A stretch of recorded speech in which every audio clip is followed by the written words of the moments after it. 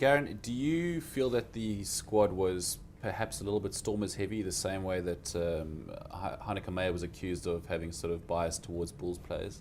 A little bit. When you look at the fact that they have 9 players in, and all 3 players that have come back from overseas that Rob mentioned were coached by Alice Coetzee at some point at the Stormers.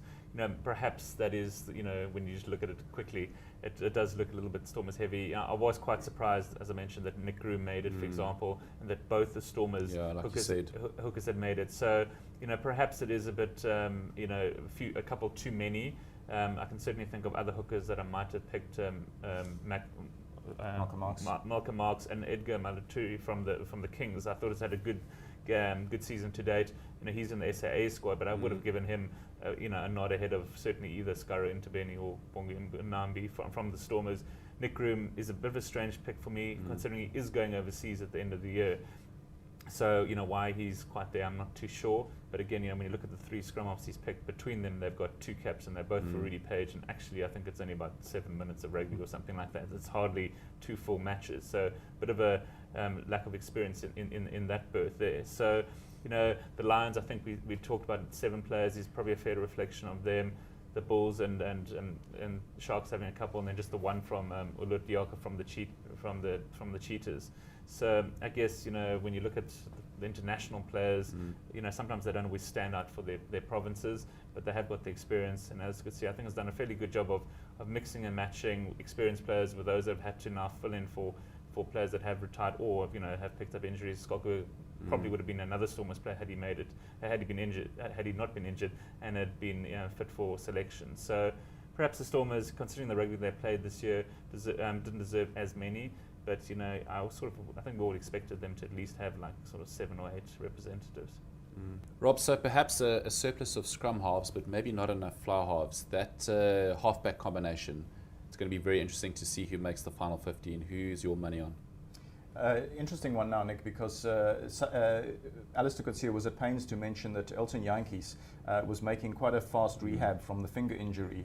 We all thought that Pat Lambie was going to probably cut the nod ahead of him after Elton had been the initial favourite because of the sublime rugby he'd been playing during Super Rugby. Then he got that untimely injury in the second last Lions game, which looked as though it was going to curtail him for the vast majority of the series. It now looks as though Elton might be in the mix. And if that's the case, then I think that a combination of Elton Jantjies and Faf de Klerk, Faf de Klerk absolutely exhilarating at Loftus. One of the scrum half performances of the season, I thought, across Super Rugby. It was so good. I'd like to see him get a shout. And I guess it'll just be a question of seeing whether Elton is able to make the cut for the first game.